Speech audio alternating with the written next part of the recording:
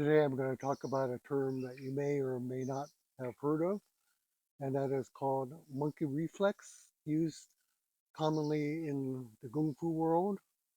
Monkey reflex. Monkey reflex refers to a concept of using the opponent's tendency to hold on against him, against himself. And so, like an example of monkey reflex, for example, in Wing Chun, would be if an opponent from kind of like the bridge would grab your hand. And so the opponents grab my hand and he strikes again for like a lop and a punch.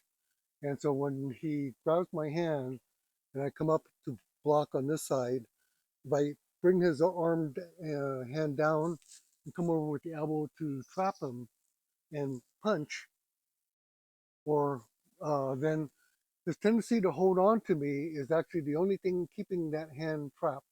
And so as he grabs and he finds himself locked in that position, all we'd have to do is let go, come up with a back fist to get out of that position. But because he has a tendency to lock on to that grab, that's what we call monkey reflex. And the monkey reflex is what is causing him to get his hands trapped in that position. It's used in also in China, same thing. If somebody were to grab you and they hang on too tight, then you can kind of use the leverage against them because they're hanging on. The term comes from the story of the monkey in the jar. And so the story goes, the monkey's going along and he comes upon a glass jar. And in the glass jar is this delicious fruit. And so the monkey sticks his paw down there, his hand down there to grab the fruit. But because the opening for the jar is so small, he can't pull his hand out and the fruit. Now he can pull his hand out because he got it in, but once he grab onto the fruit, because the fruit is fairly big, he cannot let go of that fruit. But the monkey wants the fruit so badly that he can't let go. And he holds on to it and holds on to it, and apparently eventually passes away because he couldn't let go of it. So this concept of like letting go, it's kind of like the antithesis of holding on and letting go. And this is again commonly used in martial arts, the using the opponent's tendency to hold on against them. But if we take it a little step further, again, as in one of my recent videos, I talked about Kung Fu as more of a general concept. The idea of holding on to something in your Kung Fu practice is like monkey reflex as well. And so we need to kind of look at the things that we attach ourselves to um, as whether we need to let go of it so we can move on. If we get become too attached to something, then our tendency is to be like that monkey where it would never allow us to go forward or continue on. And this is something that I like to emphasize to my students about this concept of monkey reflex going beyond just the applicable part of it in terms of grabbing and China and Wing Chun, but also into our uh, longevity of our practice. And many times something, a phrase will come along and people hold on to it. An example of that is when I hear people saying that old concept of one day missed is 100 days lost. And this is some phrase that a lot of sikhus use for their students to encourage them to have a steady practice.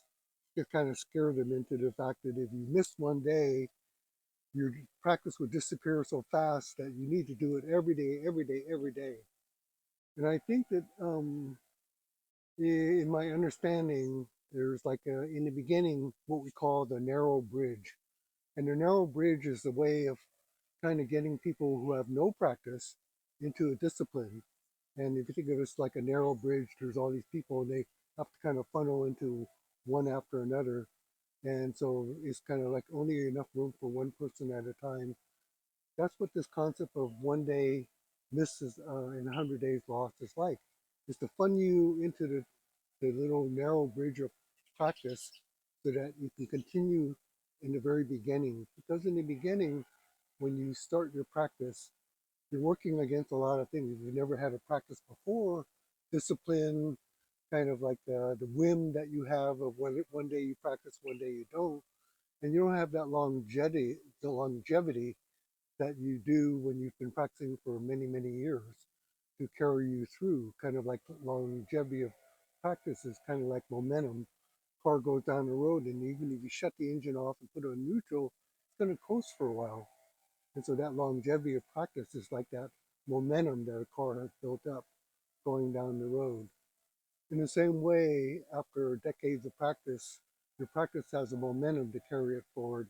And that old concept that was to encourage people to practice day after day without missing, one day loss is 100 days, one day loss of practice is 100 days going backwards, maybe no longer applies. So in our practice, we need to look at some of these old concepts that we've been attached to and see if we can get beyond those and kind of let go of them.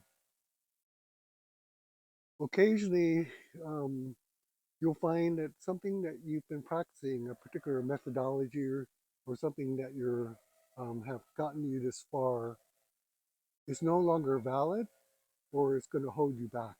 Um, that happens in many, many disciplines. I'm finding that myself in the shooting world, kind of a concept of old precision shooting, pistol shooting that I learned doesn't really apply to fast action shooting. And having to kind of go back and let go of some of those rules and roots that you learn in one discipline as trying to translate into another discipline no longer apply, or you actually have to back out of that blind alley to relearn. Those are some of the things like the monkey reflex that we're talking about. Another one that I hear quite often, and it always kind of makes me kind of think about what the person is saying, is I always hear this phrase, I'm going to practice it 1,000 times till I get it perfect. Well, in my understanding, just practice itself doesn't get it perfect. Perfect practice makes perfect, of course. But you have to kind of conceptually understand how to practice in order to get to that goal that you're going. And just blindly going out there and practicing your form, your dalu, day after day after day, thinking that eventually it might be perfect, is kind of like monkey reflex.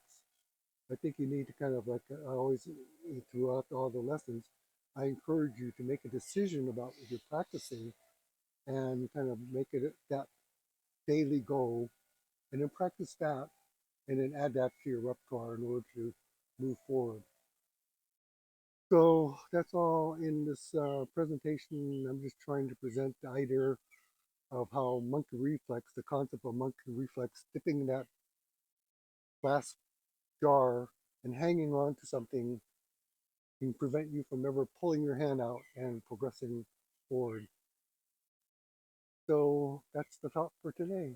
Thank you.